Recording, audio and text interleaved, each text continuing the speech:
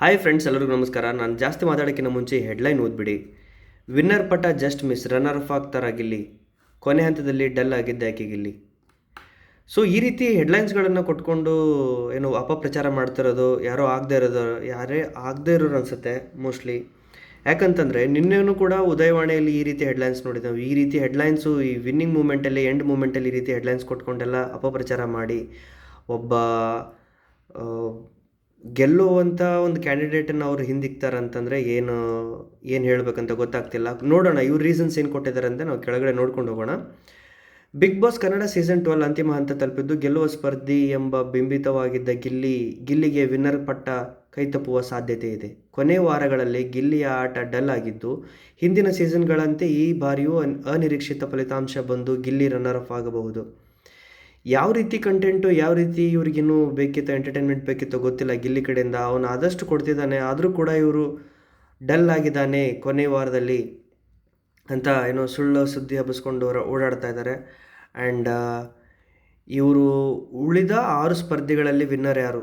S, big boss Kannada season 12 ಮುಕ್ತಾಯಕ್ಕೆ ಇನ್ನುಳಿದಿರೋದು 4 ದಿನ. ದೊಡ್ಡ ಮನೆಯಲ್ಲಿ 6 ಸ್ಪರ್ಧಿಗಳು ಉಳಿದುಕೊಂಡಿದ್ದು, ಅವರ ಪೈಕಿ ಒಬ್ಬರು ಬಿಗ್ ಬಾಸ್ ಟ್ರೋಫಿ ಎತ್ತಿ ಹಿಡಿಯಲಿದ್ದಾರೆ. ಅಸಲಿಗೆ ಈ ಸೀಸನ್ ಆರಂಭದಿಂದಲೂ ದೊಡ್ಡ ಮನೆ ತನ್ನದೇ ಹವಾ ಕ್ರಿಯೇಟ್ ಮಾಡಿಕೊಂಡು ಬಂದಿದ್ದು ಗಿಲ್ಲಿ ನಟ ಆಟದ ವೈಖರಿ ನೋಡಿದವರು ಈ ಸೀಸನ್ ವಿನ್ನರ್ ಗಿಲ್ಲಿನೇ ಆಗ್ತಾನೆ ಅಂತ ಅಲ್ಲಿ ತನಕ ಅಂದ್ಕೊಂಡಿದ್ರು. ಆದರೆ ಕೊನೆಗೆ ಟ್ರೆಂಡ್ ಕೊಂಚ ಬದಲಾದಂತಿದೆ.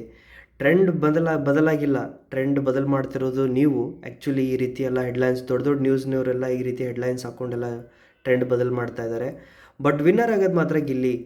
ಆ್ಯಂಡ್ ಇನ್ನೊಂದು ಏನು ಕೊಟ್ಟಿದ್ದಾರೆ ಇವ್ರ ಕೆಳಗಡೆ, ವಿನ್ನರ್ ಪಟ್ಟ ಜಸ್ಟ್ ಮಿಸ್, ರನ್ನರ್ ಆಫ್ ಆಗ್ತಾರ ಗಿಲ್ಲಿ. ಹೌದು, ಇಲ್ಲಿವರೆಗೂ ಗಿಲ್ಲಿನೇ ವಿನ್ನರ್ ಅಂತಿದ್ದವರು ಗಿಲ್ಲಿಗೆ ವಿನ್ನರ್ ಪಟ್ಟ ಜಸ್ಟ್ ಮಿಸ್ ಆದರೂ ಅಚ್ಚರಿ ಇಲ್ಲ ಅಂತಿದ್ದಾರೆ. ಸೀಸನ್ 1ನಿಂದಲೂ ಬಹಳಷ್ಟು ಬಾರಿ ವಿನ್ನರ್ ಆಗಬೇಕಿದ್ದವರು ರನ್ನರ್ ಆಫ್ ಆಗಿದ್ದನ್ನು ನೋಡಿದವರಿಗೆ ಈ ಸಾರಿನೂ ಅಂಥದ್ದೇ ರಿಸಲ್ಟ್ ಬರುತ್ತೆ ಅನ್ನೋ ಡೌಟು. ಓಕೆ, ಇವರು ಹಳೆ ಸೀಸನ್ಗಳನ್ನೆಲ್ಲ ಕಂಪೇರ್ ಮಾಡಿಕೊಂಡು ಈ ರೀತಿ ಹೇಳ್ತಿದ್ದಾರೆ ಅಂತ ಅನಿಸುತ್ತೆ. ಆದರೆ ಹಳೆ ಸೀಸನ್ನಲ್ಲಿ ಈ ರೀತಿ ಎಲ್ಲ ಯಾವ ಕ್ಯಾಂಡಿಡೇಟ್ ಕೂಡ ಈ ರೀತಿ ಹವಾ ಮಾಡಿರಲಿಲ್ಲ. ಯಾವ ಕ್ಯಾಂಡಿಡೇಟ್ ಕೂಡ ಈ ರೀತಿ ಅಭಿಮಾನಿಗಳನ್ನು ಗಳಿಸೋದಾಗಲಿ, ಫಾಲೋವರ್ಸ್ನ ಗಳಿಸೋದಾಗಲಿ, ಈ ರೀತಿ ಹುಚ್ಚು ಅಭಿಮಾನಿಗಳನ್ನು ಗಳಿಸೋದಾಗಲಿ ಯಾರೂ ಮಾಡಿರಲಿಲ್ಲ. ಇದು ಒಂದು ರೀಸನ್ ಇಟ್ಕೊಂಡು ಇವರು ರನ್ನರ್ ಆಫ್ ಆಗ್ತಾರಾ ಅಂತ ಒಂದು ಹೆಡ್ಲೈನ್ಸ್ ಹಾಕಿದ್ರಲ್ಲ. And this is very wrong according to me. And ಕೆಳಗಡೆ ಏನು ಕೊಟ್ಟಿದ್ದಾರೆ ಇವರು, ಹೌದು, ಸದ್ಯ ಟ್ರೆಂಡ್ ನೋಡ್ತಾ ಇದ್ದರೆ ಈ ಸೀಸನ್ ಆರಂಭದಿಂದಲೂ ಗೆಲ್ತಾನೆ ಅನ್ನೋ ಭರವಸೆ ಮೂಡಿಸಿದ್ದ ಗಿಲ್ಲಿ ಕೊನೆಗೆ 2ನೇ ಸ್ಥಾನಕ್ಕೆ ಬರಬಹುದು ಎನ್ನಲಾಗುತ್ತಿದೆ. ಅಸಲಿಗೆ ಆರಂಭದಿಂದಲೂ ಸಖತ್ತಾಗಿ ಆಟವಾಡಿಕೊಂಡಿದ್ದ ಬಂದಿದ್ದ ಗಿಲ್ಲಿ ಕೊನೆಗೆ ಡಲ್ ಆಗಿದ್ದಾನೆ. ಕಳೆದ ವಾರದ ವೀಕೆಂಡ್ ಪಂಚಾಯತಿಯಲ್ಲಿ ಸುದೀಪ್ ಕೂಡ ಗಿಲ್ಲಿ ಡಲ್ ಆಗಿದ್ದನ್ನು ಗಮನಿಸಿದ್ದರು. ಎಲ್ಲಿ ಎನರ್ಜಿ ಹೋಯಿತು ಅಂತ ಪ್ರಶ್ನೆ ಮಾಡಿದರು. ಜೊತೆಗೆ ಯಾರ್ಯಾರು ಎಫೆಕ್ಟ್ ಆದರೆ ವೇದಿಕೆ ಮೇಲೆ ಏನು ಹೇಳ್ತೀರಿ ಅಂತ ಕೇಳಿದರು. ತನ್ನ ಸರದಿ ಬಂದಾಗ ಗಿಲ್ಲಿ ಮೊದಲೇ ಕಂಠಪಾಠ ಮಾಡಿಕೊಂಡಂತೆ ವಿದಾಯ ಭಾಷಣ ಮಾಡಿದ್ದ. ಇದನ್ನು ನೋಡಿದ ಕಿಚ್ಚನಿಗೆ ಇದು ಗಿಲ್ಲಿನ ಅನ್ನೋ ಅನುಮಾನ ಮೂಡಿತ್ತು. ಮೊದಲಿನಿಂದಲೂ ಜೋಶ್ನಲ್ಲಿದ್ದ ಗಿಲ್ಲಿ ಕೊನೆಗೆ ಇನ್ನೂ ಜಾಸ್ತಿ ಜೋಶ್ನಲ್ಲಿರಬೇಕಿತ್ತು. ಆದರೆ ಅದ್ಯಾಕೋ ಕ್ಲೈಮ್ಯಾಕ್ಸ್ ಹಂತದಲ್ಲಿ ಗಿಲ್ಲಿ ಡಲ್ ಆಗಿದ್ದಾನೆ. ಇದುವರೆಗೂ 12 ಸೀಸನ್ಗಳಲ್ಲಿ 1 ಬಾರಿ ಮಾತ್ರ ಮಹಿಳಾ ಸ್ಪರ್ಧಿ ಗೆದ್ದಿರೋದು. ಸೊ ಈ ಬಾರಿ ಬಿಗ್ ಬಾಸ್ ಪಟ್ಟ ಲೇಡಿ ಕಂಟೆಸ್ಟೆಂಟ್ ಸಿಕ್ಕರೂ ಅಚ್ಚರಿ ಇಲ್ಲ. ಗಿಲ್ಲಿ ಜೊತೆಗೆ ರೇಸ್ನಲ್ಲಿ ರಕ್ಷಿತಾ ಶೆಟ್ಟಿ, ಅಶ್ವಿನಿ ಗೌಡ ಇದ್ದಾರೆ ಮತ್ತು ಕಾವ್ಯ ಕೂಡ ಇದ್ದಾರಲ್ಲ. ಆ್ಯಂಡ್ ಧನುಷ್ ಕೂಡ ಸ್ಟ್ರಾಂಗ್ ಸ್ಪರ್ಧಿನೇ. ಒಟ್ಟಿನಲ್ಲಿ ಇವರೆಲ್ಲರ ನಡುವೆ ವಿನ್ನರ್ ಪಟ್ಟ ಯಾರಿಗಾದರೂ ಸಿಗ್ಬೋದು. ಆದರೆ ಗಿಲ್ಲಿ ಮಾತ್ರ ರನ್ನರ್ ಆಫ್ ಅಂತ ಫಿಕ್ಸ್ ಆಗಿದ್ದಾರೆ ಫ್ಯಾನ್ಸ್.